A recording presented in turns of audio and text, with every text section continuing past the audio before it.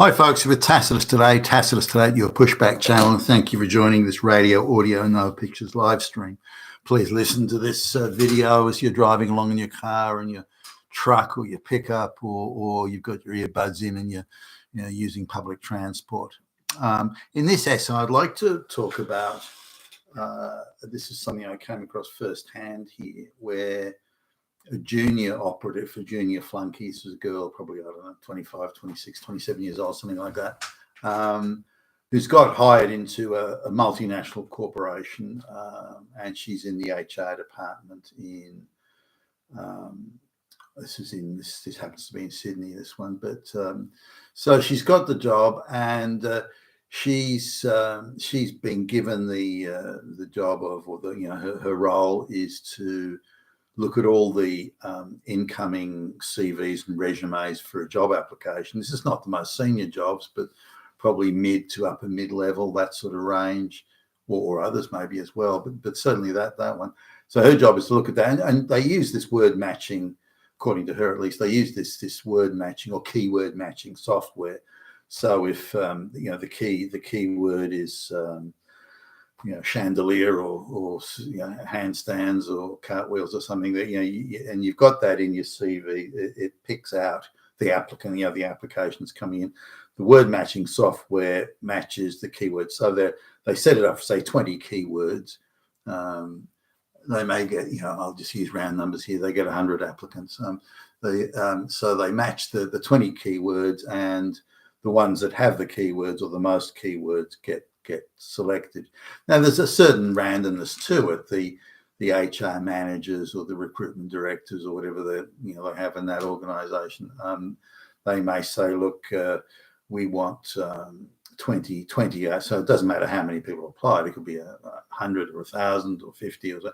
We want 20 applicants that meet the most of those keywords. So it's a complete keyword search. They're also going to sign priority to keywords. So if you've got chandelier on your keyword, on your CV, then that keyword is worth more points than if you've got something else. And so there's like a value, a supposed or ostensible value system. Anyway, they get their the HR director says, well, I want 20 CVs for whatever the job is. So 20 CVs it is. So that's her job, is to deliver those 20 CVs. Now, it's a very much, just a straight functionary thing. I don't know how you could apply ideology to this, but actually you can. And this is really the purpose of this this essay. So, I've known the family and the kids for a while. And so, I don't know the kids so well, but if they've been there, particularly they've been younger, they've sort of said hello and then disappeared off into doing whatever they're doing. As she got older, she tends to, the daughter this is the one who's the HR flunky. She tends to sort of hang around a bit more and so becomes more involved. Now, I saw her radicalization sort of stage. I didn't rate her as a kid that would have been easily sort of drawn into the radical theories of the patriarchy and misogyny and climate change and Nazis were everywhere and that sort of stuff. So, but nonetheless, when she went to university, she's not a bright kid at all. She's pretty dumb, actually. But so she takes an easy course. She wouldn't in the real world. She never would have got to university in the first place. So that we have to understand. I doubt she'd have made it through senior high school in the real world. But anyway, because of affirmative action, she gets waved through into senior high school, waved through again into university. The folks are well off enough, and they're still both working. They'll inherit passably well.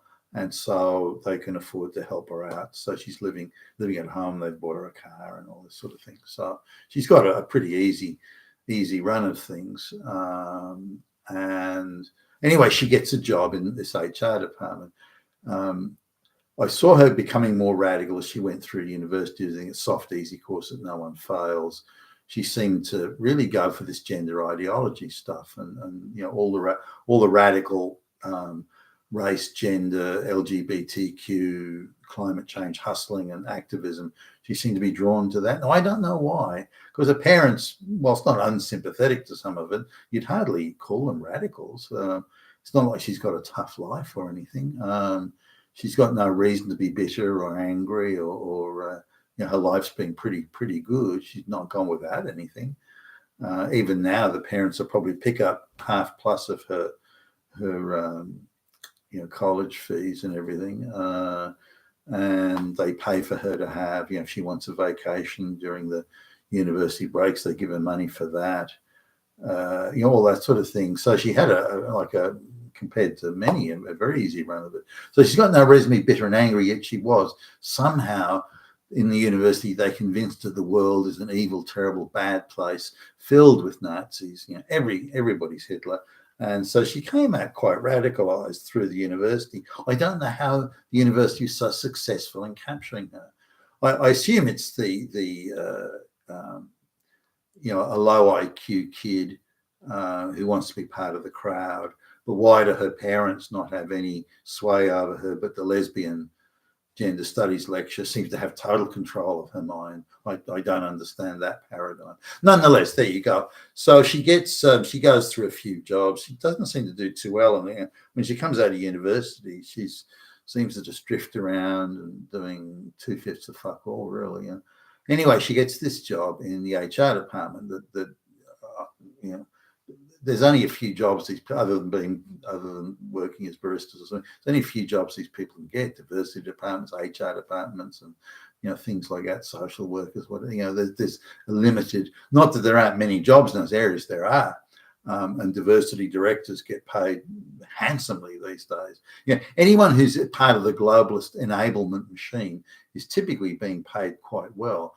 Whereas if you're just a productive worker, like an engineer building a bridge, you don't get paid anywhere near as well. The manufacturing manager at that factory down the road will be paid a third or a quarter of what the diversity director is paid.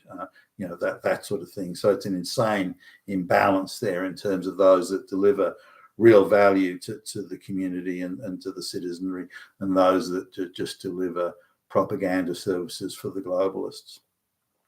Anyway, she's in the, and we're talking about this now. I act as an undercover sort of journalist to a large extent, and so I think this might be the first time I got to talk to her since she got this job. And so she's there, and so the mother mentions that she's got. Oh, and so I jump straight in. My ears prick up. I go, okay. Oh, wow, that's great, Billie Jean. How's it going? Congratulations on the job. Oh, that sounds exciting. Oh, wow. Oh, tell me more. And oh, that's really good. Oh, you're doing so well. And we'll only be another day or two, and you'll be the managing director, and you can, So I play to it. That she doesn't know that I come and do this video, nor would I tell her. So she starts to talk about it, and so she says, well, look, when the resumes and the CVs come in for any job, and she's talking like she was referring to one job like it was, general manager of sales or something like that, one job. And so straight away she talks activist talk. Well, traditionally those jobs have gone to straight white males. But my role in this as a junior flunky in HR, my role is to disassemble society as it is. My role is to stop those straight white males who by the way, are all Nazis. Have you heard of Hitler and Swastika and da, da, da. So she comes out with all this stuff. The reason that the world is so bad because of climate change is because these straight white males did it. Now, she thinks old is anyone over the age of 40. You're ancient by the time you get to 40. So I must be like dead 10 times over or something at my age. But anyway, she's talking about, she's like 26, something like that. And so she's saying she has not only the right, but the obligation. She is obligated as an activist. And she sees herself, no, I'm an activist first. The fact that I work at this place in the HR department and they pay me, that's incidental, that's secondary. That's like way down the list. My first job is an activist. And my second job is is to destroy, to dismantle the society that we have, which is run by the patriarchy, it's run by misogynists, it's run by Hitler. And she genuinely believes that, or at least has been radicalized to believe it. And so her job, as she sees it, is when these, the resumes come in, her job is to weed out the straight white males. Now, young males that say that they belong to the, they work for this or that NGO, or they attend placard waving for climate change or whatever, or LGBTQ. But unless the younger man, unless you have on your CV, you've got the right buzzwords with race, gender, and climate hustling and all that. Unless you've got those right buzzwords, that's it. You're deleted. You don't exist. If you're a straight white male that's concerned with doing your job, and you've got the credentials and the qualifications, you have to be part of the radicalized activist class. And if you're not, then she weeds out the CVs. Now, I thought, oh, wow, okay, well, gee, okay, well, so I went from there, well done. Now, she probably noticed that the look on my face had changed because she thinks she's not only entitled to do this, but she is obligated to do it. The world cannot be a better place unless she does these things. And you go, wow, I mean, are you paid to do this? Does your boss know? So I went down that path. Oh, okay, wow, is this okay with your boss? Like what? She thinks it would be okay if they knew. So she's doing it secretly without them knowing. So you've got to wonder about the sort of oversight she's subject to.